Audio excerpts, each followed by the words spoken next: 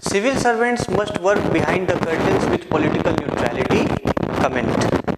Civil सेवकों को राजनीतिक तटस्थता के साथ पर्दे के पीछे काम करना चाहिए।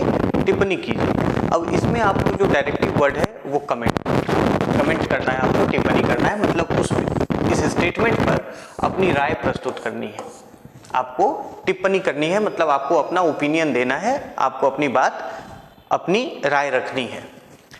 अब इसमें भी हम ध्यान दें कि जो क्वेश्चन का स्टेटमेंट है, क्वेश्चन के स्टेटमेंट में अगर कोई सिविल सर्विस वैल्यू सामने आ रहा है तो हम उसको इंट्रोडक्शन में डिफाइन करके आंसर को शुरू कर सकते हैं। इंट्रोडक्शन कई तरीके से किया जा सकता है। यहाँ पर आप इंट्रोडक्शन में जो वैल्यूज हैं उसको आइडेंटिफाई करना पड़ेगा। स्टेटमेंट को ध्यान से पढ़िए। सिविल सेवकों को राजनीतिक तटस्थता के साथ, तो एक तो सिविल सर्विस का फाउंडेशनल वैल्यू है न्यूट्रलिटी, पॉलिटिकल न्यूट्रलिटी, ठीक है, और दूसरा पर्दे के पीछे काम करना चाहिए, बिहाइंड द कर्टन्स। इसका अर्थ हो गया कि एनोनिमिटी से काम करना चाहिए, एनोनिमसली काम करना चाहिए, ठीक है। तो दो वैल्यूज यहां पर सामने आ रही हैं। पहली वैल्यू क्या है? एनोनिमिटी, और दूसरा वैल्यू है पॉलिटिकल न्यूट्रलिटी, राजनीतिक तटस्थता, पॉलिटिकल न्यूट्रलिटी। उन्हें गुमनाम तरीके से, बिना सामने आए हुए और राजनीतिक रूप से तटस्थ होकर काम करने की अपेक्षा उनसे की जाती है। तो स्टेटमेंट में ये दो वैल्यूज हैं, आप इनको डिफाइन करते हुए इंट्रोडक्शन कर सकते हैं। पहली बात तो ये। दूसरी चीज ये है कि एनोनिमिटी और पॉलिटिकल न्यूट्रलिटी क्यों जरूरी है, आप इस बात को भी इंट्रोडक्शन में उजागर कर सकते हैं कि व्हाट इज द इंपॉर्टेंस और significance of these two values, आप इसको भी बताकर इंट्रोडक्शन में शुरुआत कर सकते हैं कि एनोनिमिटी क्यों जरूरी है और पॉलिटिकल न्यूट्रलिटी क्यों जरूरी है, ठीक है। बिना लाइमलाइट में आकर काम करने से जो एक गंभीरता सिविल सेवक के कार्यों में और उनके पर्सनालिटी में और उनके फंक्शनिंग में आती है, इसलिए एनोनिमिटी जरूरी है। और पॉलिटिकल न्यूट्रलिटी इसलिए जरूरी है क्योंकि पॉलिटिकल कंपटीशन या राइवलरी से वो सिविल सर्वेंट्स को दूर रखता है और ए पॉलिटिकल कैरेक्टर जो सिविल सर्विस का है उसको बनाए रखता है। तो इस तरीके से आप उसका सिग्निफिकेंस बताते हुए शुरू कर सकते हैं अपनी बात को। ये दूसरा तरीका है इंट्रोडक्शन का।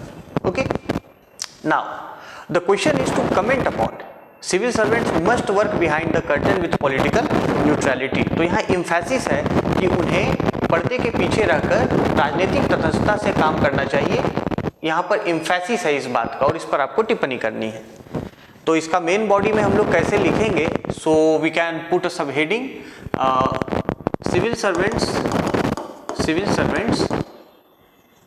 Civil servants must work behind the curtain, पर्दे के पीछे रहकर उन्हें कार्य करना चाहिए। इस विषय में हमें अपनी टिप्पणी करनी है। तो आप इसमें दो सब हेडिंग बना सकते हैं जो कि दो वैल्यूज की बात है। एक एनोनिमिटी को पहले डील करेंगे क्योंकि क्वेश्चन में बिहाइंड द कर्टन काम करने को पहले लिखा गया है और बाद में पॉलिटिकल न्यूट्रलिटी को लिखा गया है।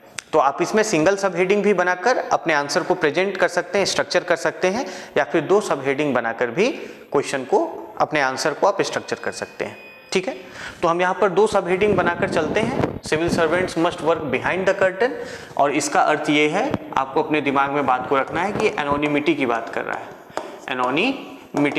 है, गुमनाम रहकर पर्दे के पीछे होकर अपना वो कार्य करें। तो इस पर हमारी टिप्पणी क्या हो सकती है? हमारी टिप्पणी इसको लेकर, देखिए सबसे महत्वपूर्ण बात तो ये है कि सिविल सेवक का जो कार्य है वो क्या होता है, वो एक परमानेंट एग्जीक्यूटिव की तरह कार्य करते हैं। और परमानेंट एग्जीक्यूटिव में उनके कई सारे फंक्शंस हैं, जिसमें एक इम्पॉर्टेंट फंक्शन है गवर्नमेंट को, मिनिस्टर्स को, काउंसिल ऑफ मिनिस्टर्स को एडवाइस करना, अपना सपोर्ट देना, अपना सलाह देना। तो वैसी परिस्थिति में अब अगर वो सामने आकर सलाह देंगे तो उनके जो सजेशंस हैं वो पब्लिक हो सकते हैं, और उनके सजेशंस के पब्लिक होने से उनके ऊपर फिर पॉलिटिकल कंसीक्वेंसेस वैसे सिविल सर्वेंट्स को झेलना पड़ सकता है। उसके जो राजनीतिक परिणाम हैं वो उनको सामना करना पड़ सकता है। तो एनोनिमिटी उनके लिए पर्दे के पीछे रहकर काम करना इसलिए आवश्यक है ताकि वो खुले मन से, बिना किसी भय के, बिना किसी भविष्य के परिणाम की चिंता करते हुए मिनिस्टर्स को और गवर्नमेंट को अपने सुझाव दे सकें, है ना, अपने सुझाव दे सकें फियरलेस तरीके से, बिना किसी भय के, फियरलेस और अनकंसर्न तरीके से, डिस्पैशनेट तरीके से, अनकंसर्न तरीके से, डिस्पैशनेट तरीके से, है ना, बिना किसी राग द्वेष के, डिस्पैशनेट तरीके से वो अपना एडवाइस टेंडर कर सकें मिनिस्टर्स को।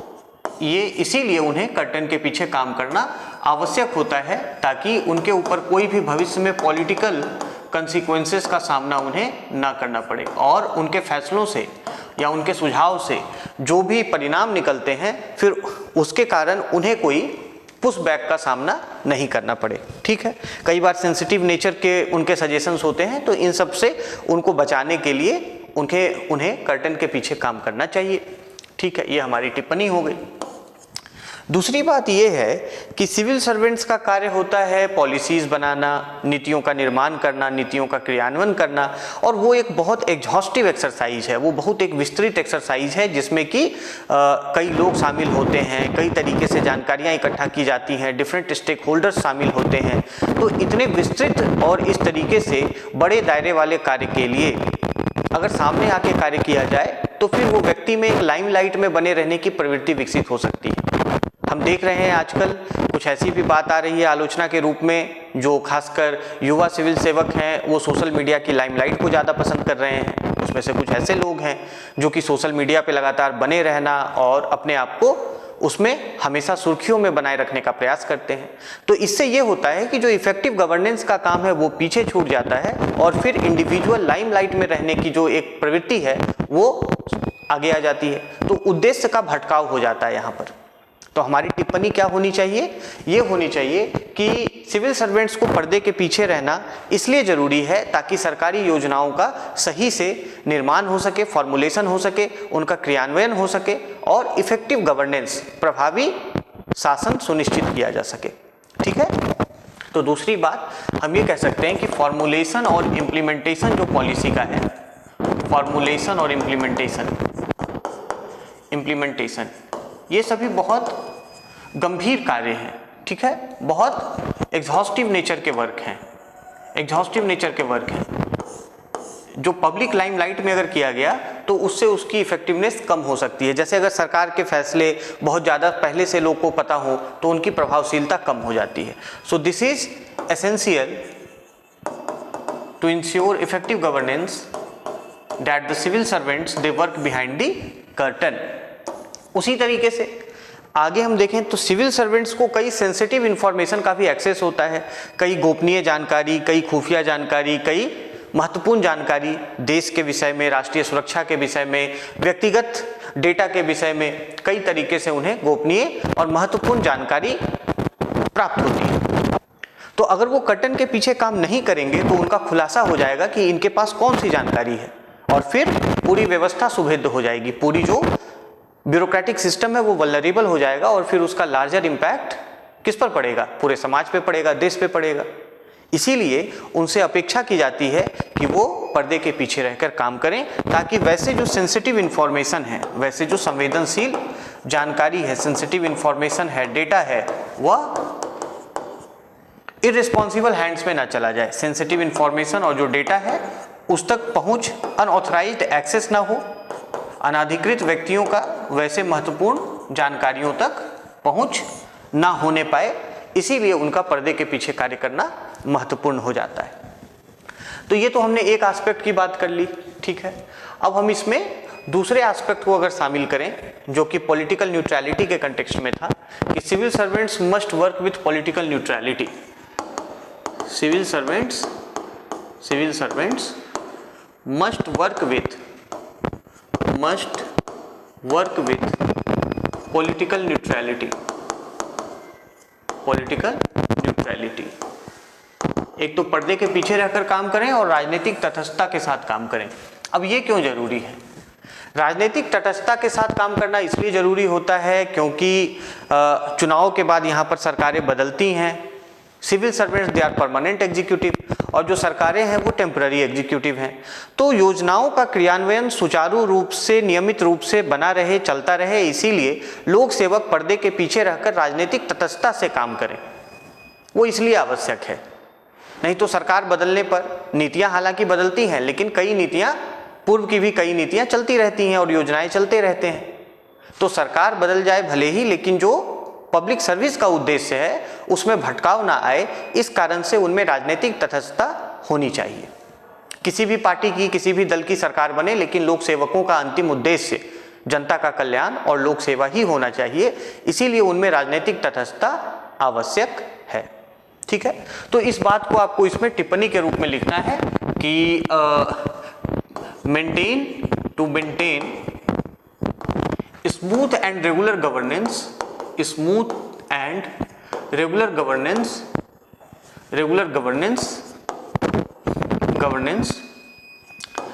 डिस्पाइट चेंज इन गवर्नमेंट, इसके लिए पॉलिटिकल न्यूट्रलिटी आवश्यक है। नहीं तो क्या होगा, अगर पॉलिटिकल न्यूट्रलिटी नहीं रहेगी तो अगर किसी पूर्ववर्ती सरकार ने कोई योजना लाई और लोक सेवक को वो योजना पसंद नहीं है, तो फिर उन योजनाओं के और अगर फिर उसी पार्टी की सरकार आई तो उन योजनाओं के क्रियान्वयन में चुनौती आएगी, क्योंकि उनका उतना इंटरेस्ट नहीं होगा। एक बात ये।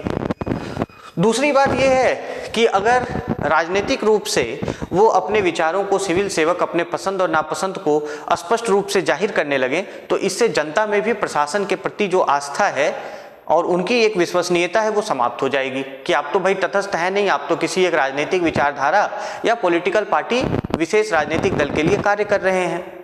तो वैसे में जो लोक सेवक हैं उनकी विश्वसनीयता के ऊपर संदेह आ जाएगा, और विश्वसनीयता जैसे ही संदेहास्पद होगी तो सिविल सर्विस के ऊपर जो पब्लिक का ट्रस्ट है वो कम हो जाएगा और ओवरऑल इफेक्टिवनेस और परफॉर्मेंस लोक सेवा की कम हो जाएगी। इसीलिए उन्हें पॉलिटिकल न्यूट्रलिटी के साथ काम करना आवश्यक है। क्यों? क्योंकि उन्हें क्रेडिबिलिटी और साथ ही साथ पब्लिक ट्रस्ट को इंश्योर करना है, प्रशासन में विश्वसनीयता और जो लोगों की आस्था है वो बनी रहे, इसके लिए पॉलिटिकली न्यूट्रल होना सिविल सर्वेंट्स के लिए आवश्यक है। अच्छा, उसके आगे हम देखें कि कई बार ऐसा होता है कि लोक सेवक अगर पॉलिटिकली न्यूट्रल होते हैं तो उनके अंदर एक प्रोफेशनल टेंडेंसी डेवलप होती है। वो प्रोफेशनल और स्पेसिफिक सजेशंस देते हैं पॉलिटिशियंस को और गवर्नमेंट को, और इससे एक माहौल जो सिविल सर्विस में वर्क इन्वायरमेंट बनता है वो प्रोफेशनल और ऑब्जेक्टिव एटमॉस्फेयर डेवलप होता है। ठीक है, तो प्रोफेशनल और ऑब्जेक्टिव वर्क इन्वायरमेंट डेवलप करने के लिए पॉलिटिकल न्यूट्रलिटी आवश्यक है, क्योंकि अगर पॉलिटिकल न्यूट्रलिटी नहीं होगी तो ऑब्जेक्टिविटी नहीं होगी, वस्तुनिष्ठता या निष्पक्षता नहीं होगी। ठीक है, और हमने देखा कि ऑब्जेक्टिविटी एक फाउंडेशनल वैल्यू है, एक क्रूशियल वैल्यू है सिविल सर्विस के लिए। दूसरी चीज कि प्रोफेशनलिज्म बहुत जरूरी है, एक प्रोफेशनल अप्रोच होना चाहिए। ढुलमुल रवैया लोक सेवकों के लिए नहीं होना चाहिए, क्योंकि जो जिम्मेदारी और जो संसाधन उनके डिस्पोजल पे होते हैं उसके लिए प्रोफेशनल अप्रोच को रखना काफी जरूरी है। तो वैसा प्रोफेशनलिज्म पॉलिटिकल न्यूट्रलिटी के साथ ही संभव हो सकता है। अगर पॉलिटिकल न्यूट्रलिटी नहीं है तो फिर उनके फैसलों में क्या होगा, फेवरेटिज्म होगा, पक्षपात होगा, और जहां पक्षपात होगा वहां पर प्रोफेशनलिज्म को मेंटेन रख पाना संभव नहीं है।